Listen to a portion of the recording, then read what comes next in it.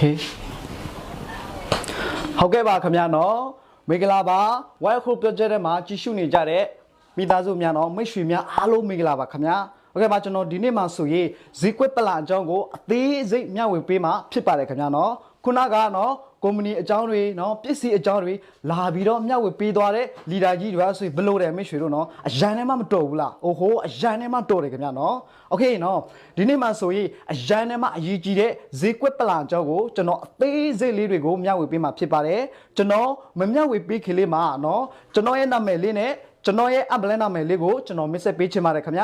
ာဟုတ်ကဲ့ပါကျွန်တော်ရဲ့နာမည်ကတော့နေလေးလို့ခေါ်ပါတယ်ခင်ဗျာနော်ဒီလိုမျိုးထူးခြားကောင်းမွန်တဲ့ success small company ကိုလာရောက်မစ်ဆက်ပေးတဲ့သူကတော့ကျွန်တော်ရဲ့ apply စေးမရဒူရှိနော်လိန်စော်ဖြစ်ပါတယ်ကျွန်တော်သူ့ကိုအရန်ထဲမှာကျေးဇူးတင်ပါတယ်ခင်ဗျာနော်ကျွန်တော်ကိုစေတနာရှိနဲ့ပညာတွေသင်ပေးတဲ့သူတွေကတော့နော်ပလဲဟန်ဒူရှင်အတော်နော်ကြည်ကြည်ခိုင်နဲ့ဒိုင်းမူစောကြည်ဖော်ပဲဖြစ်ပါတယ်ခင်ဗျာသူတို့နှစ်ယောက်ကိုလည်းကျွန်တော်ဒီနေရာကနေကျေးဇူးတင်ပါတယ်လို့ပြောချင်ပါတယ်ခင်ဗျာနော်ဟုတ်ကဲ့ပါနော်ကျွန်တော်ရဲ့ wine enjoy လေးနည်းနည်းလေးတော့မျှဝေပေးချင်ပါတယ်ခင်ဗျာနော်ဟုတ်ကဲ့ပါကျွန်တော်ဒီထိုင်းနိုင်ငံမှာဆိုရင်တက်လာတာကျွန်တော်ရဲ့ရည်ရွယ်ချက်အပြည့်အဝနဲ့တက်လာတဲ့သူတူလည်းဖြစ်ပါတယ်ခင်ဗျာနော်ကျွန်တော်ဒီထိုင်းနိုင်ငံကို3နှစ်လေးနဲ့ပဲကျွန်တော်တတ်မှတ်ထားတယ်အရင်နေ့ရှိလို့ရှိရင်ကျွန်တော်မြန်မာပြည်ကိုပြန်ပြီးတော့စီးပွားရေးတစ်ခုကျွန်တော်လုပ်ဖို့စဉ်းစားထားတာဖြစ်ပါတယ်ခင်ဗျာနော်အခုဆိုရင်ကျွန်တော်တက်လာတာကဆိုရင်နော်6နှစ်တော့ရှိနေပါပြီကျွန်တော်လိုချင်တဲ့အတိုင်းကျွန်တော်စေးစားတဲ့အတိုင်းလောဝကိုဖြစ်မလာခဲ့ပါဘူးခင်ဗျာနော်ဘာကြောင့်ဖြစ်မလာရတာလဲဆိုရင်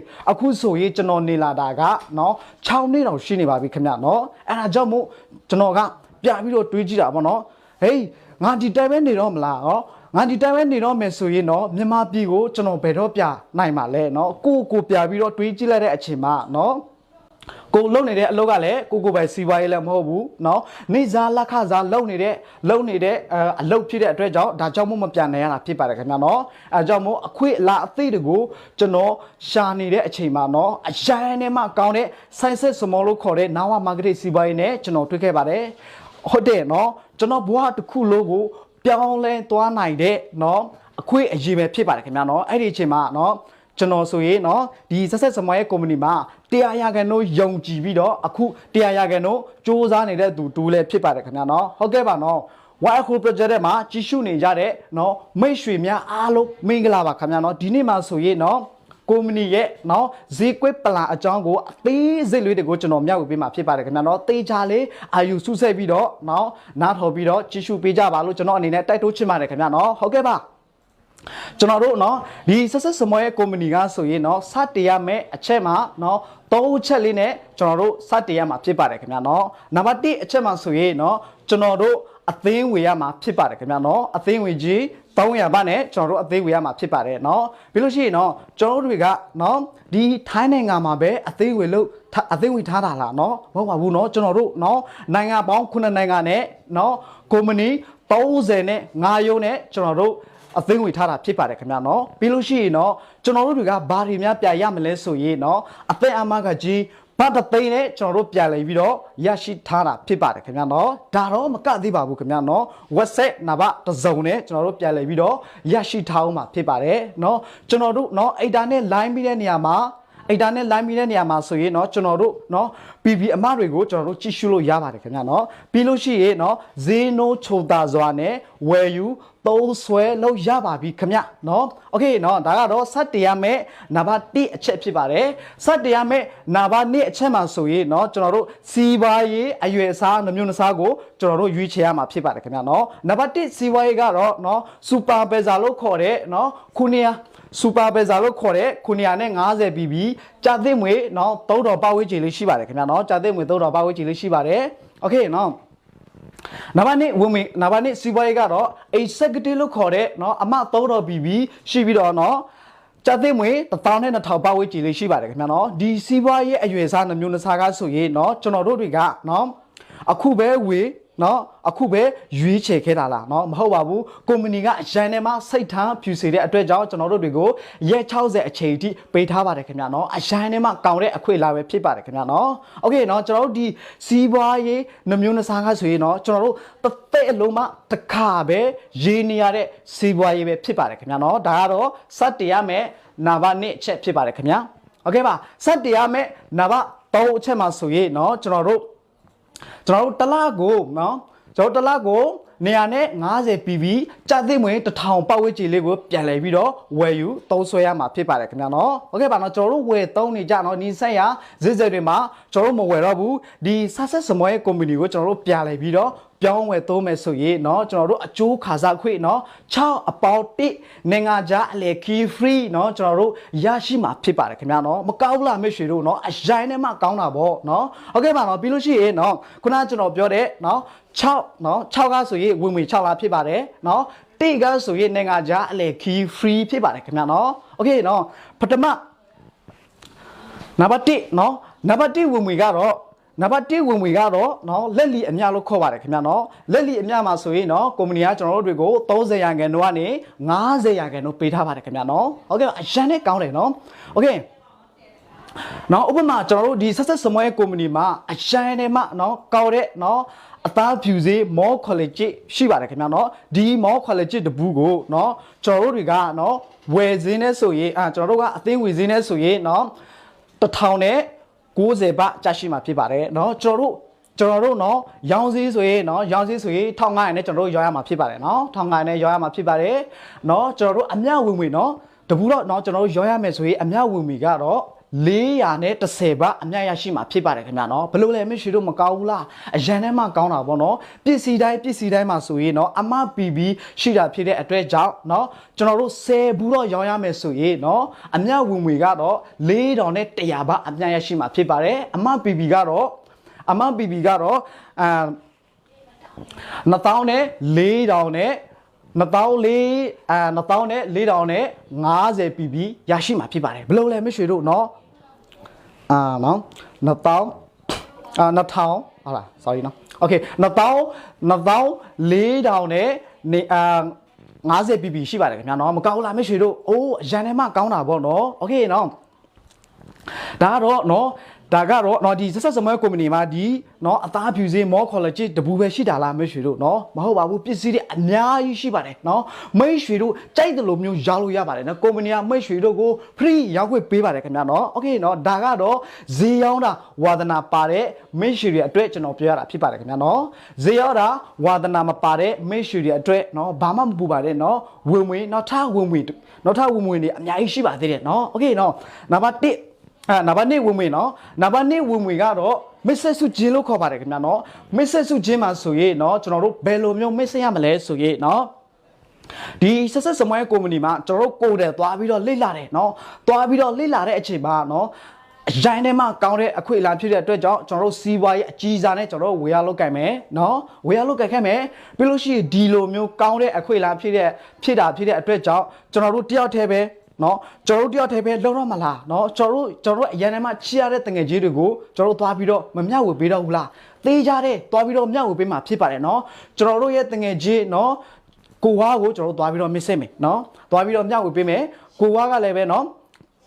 ဂျီဝါเนาะဂျီဝါကိုသွားပြီးတော့မျှဝေပေးမယ်ဂျီဝါကလည်းပဲသူလဲเนาะဒီအခွင့်အလမ်းကိုသူမြင်တာဖြစ်တဲ့အတွက်ကြောင့်သူလဲစီးပွားရေးအကြီးစားနဲ့သူဝေရလုပ်ခဲ့မယ်ဆိုရင်ကုမ္ပဏီကမိတ်ဆွေကိုเนาะကုမ္ပဏီမိတ်ဆွေကို30ရာခိုင်နှုန်းကနေ900ဘတ်ပေးမှာဖြစ်ပါတယ်ခင်ဗျာเนาะโอเคเนาะဂျီဝါကလည်းပဲသူ့ရဲ့တငယ်ချင်းတွေမရှိဘူးလားเนาะရှိမှာပဲเนาะသူ့ရဲ့တငယ်ချင်း G2 ကိုသူသွားပြီးတော့ mix ဆက်မယ်เนาะသွားပြီးတော့ mix ဆက်လိုက်တဲ့အချိန်မှာ G2 ကလည်းပဲသူလဲเนาะဒီအခွင့်အလမ်းကိုသူမြင်တာဖြစ်တဲ့အတွက်ကြောင့်သူလဲစီးပွားရေးအကြီးစားနဲ့သူဝေရလုပ်ခဲ့မယ်ဆိုရင်เนาะကုမ္ပဏီကကျွန်တော်တို့တွေကို10ရာခိုင်နှုန်းကနေ300ဘတ်ပေးမှာဖြစ်ပါတယ်ခင်ဗျဘယ်လိုလဲမရှိတော့မကောင်းဘူးလားအရှန်ထဲမှာကောင်းတာပေါ့เนาะကျွန်တော်တို့တွေကစူပါပယ်ဇာနဲ့ဝေရလောက်ခဲ့မယ်ဆိုရင်ကျွန်တော်တို့เนาะ G1 စီမှာပဲရရှိမှာဖြစ်ပါတယ် G2 စီမှာကျွန်တော်တို့မရတော့ပါဘူးခင်ဗျเนาะကျွန်တော်တို့တွေကเนาะ executive စီပါရဲ့အကြီးစားနဲ့ဝေရလောက်ခဲ့မယ်ဆိုရင်เนาะ G1 မှာ30ရာခိုင်နှုန်း G2 မှာ10ရာခိုင်နှုန်းရရှိမှာဖြစ်ပါတယ်ခင်ဗျเนาะအရှန်ထဲမှာကောင်းတဲ့အခွင့်အလမ်းပဲဖြစ်ပါတယ်เนาะမင်းများတာမိတ်ဆက်ပါเนาะโอเคဒါကတော့မစ်ဆက်စုကြည်ပဲဖြစ်ပါတယ်เนาะโอเคเนาะကျွန်တော်တို့နောက်တစ်ခုသွားမယ်စတာမွေးထုတ်စုကြည်เนาะနံပါတ်3ဝင်စတာမွေးထုတ်စုကြည်เนาะအိုးအရန်နေမှာကောင်းတယ်เนาะဒီစတာမွေးထုတ်စုကြည်မှာဆိုရင်เนาะကျွန်တော်တို့စတာဖြစ်ဖို့ကိုသိရမှာဖြစ်ပါတယ်ခင်ဗျာเนาะအရင်ဦးဆုံးကျွန်တော်တို့ကစတာဖြစ်ရမှာဖြစ်ပါတယ်ခင်ဗျာเนาะโอเคเนาะကျွန်တော်တို့ဒီဆက်စမွဲကုမ္ပဏီက2လိုင်းသွားနေစနစ်ဖြစ်တဲ့အတွက်ကြောင့်เนาะကျွန်တော်တို့ဘယ်မှာတယောက် ညာမှာတယောက်သွားပြီးတော့မစ်ဆက်မယ်နော်ဘယ်ဘက်ချမှာကိုအေကိုကျွန်တော်သွားပြီးတော့မစ်ဆက်မယ်ကိုအေကလည်းပဲသူစီးပွားရေးအကြီးစားနဲ့ဝေရောက်လုပ်ခဲ့မယ်โอเคနော်ညာဘက်ချကကိုဘီညာဘက်ချကကိုဘီကိုသွားပြီးတော့မစ်ဆက်မယ်ကိုဘီကလည်းပဲသူလည်းစီးပွားရေးအကြီးစားနဲ့သူဝေရောက်လုပ်ခဲ့မယ်ဆိုရင်နော်ဝေရောက်ခဲ့မယ်ဆိုရင်မိတ်ရွှေက executive star ဖြစ်သွားပါပြီခင်ဗျနော်ဒါပေမဲ့မိတ်ရွှေကနော်မိတ်ရွှေခေါ်လာခဲ့တဲ့ကိုအေကိုလိုမျိုး star ဖြစ်အောင်ပြန်ပြီးတော့ကူညီပေးရမယ်နော်မိတ်ရွှေတို့နော်မိတ်ရွှေခေါ်လာခဲ့တဲ့ဒီကိုအေကသူလည်းဒီစီးပွားရေးအကြောင်းကိုသူသိပြီလားမသိဘူးနော် तू မသိတာဖြစ်တဲ့အတွက်ကြောင့် तू ခေါ်လာတဲ့နော် तू ခေါ်လာခဲ့တဲ့နော်ကိုဝါနဲ့ကိုတူးကိုကျွန်တော်တို့ဝိုင်းပြီးတော့ကူညီပေးမယ်နော်ကိုဝါနဲ့ကိုတူးကလည်းပဲ तू လည်းပဲနော်ဒီစီးပွားရေးကို तू အခွင့်အရေးမြင်တာဖြစ်တဲ့အတွက်ကြောင့် तू စီးပွားရေးအကြီးစားတဲ့နေရာလုံးဝေရောက်လုပ်ခဲ့မယ်ဆိုရင်မိတ်ရွှေခေါ်လာခဲ့တဲ့ကိုအေက executive star ဖြစ်သွားပါပြီခင်ဗျနော် okay မိတ်ကိုအေက star ဖြစ်သွားပြီဆိုရင်ကုမ္ပဏီကမိတ်ရွှေကို1800ဘာပေးမှာဖြစ်ပါတယ်ခင်ဗျာနော်တိတက်1800ဘာပေးမှာဖြစ်ပါတယ်နော်ကိုအေစီမှာမိတ်ရွှေကယူတာမဟုတ်ပါဘူးခင်ဗျာနော်ကုမ္ပဏီကမိတ်ရွှေကိုနော်အရင်တည်းမှာမိတ်ရွှေကစိတ်ထားပြူစတဲ့အတွက်ကြောင့်ကုမ္ပဏီကတိတက်1800ဘာပေးတာဖြစ်ပါတယ်ကျွန်တော်တို့နော်စူပါဘဲဇာနဲ့ဝေရောက်ခဲ့မယ်ဆိုရင်နော်400ဘာပဲရရှိမှာဖြစ်ပါတယ်ခင်ဗျာနော်400ပဲရရှိမှာဖြစ်ပါတယ်โอเคเนาะကျွန်တော်တို့တလားကိုเนาะတလားကိုစတား10လို့တော့ဝင်ထုတ်လို့ရမယ်ဆိုရင်เนาะဘယ်လောက်ရသွားပြီလဲမိတ်ရွှေတို့เนาะ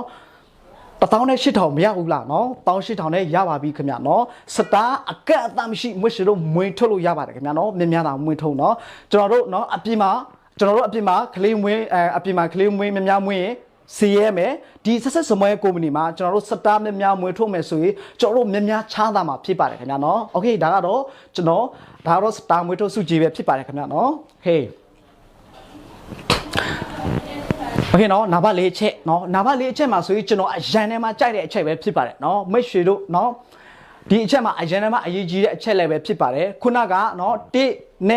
1ရဲ့2ရဲ့3ရဲ့အဲ့ဒီဝင်ငွေတွေကเนาะကျွန်တော်တို့လုံးမเนาะကျွန်တော်တို့ရမယ်เนาะအဲ့ဒါကတော့အဲ့ထိဧကလို့ခေါ်ပါတယ်ခင်ဗျာเนาะအခုဆိုရင်เนาะ3 4 5 6ထဲမှာဒီနံပါတ်4ဝင်ငွေမှာဆိုရင်ဖဲစီအေကရတဲ့ဝင်ငွေပဲဖြစ်ပါတယ်เนาะကျွန်တော်အသေးစိတ်လေးတွေကိုမိတ်ရွှေတွေကိုကျွန်တော်ရှေ့ပြမျှဝေပေးမှာဖြစ်ပါတယ်ခင်ဗျာเนาะโอเคเนาะ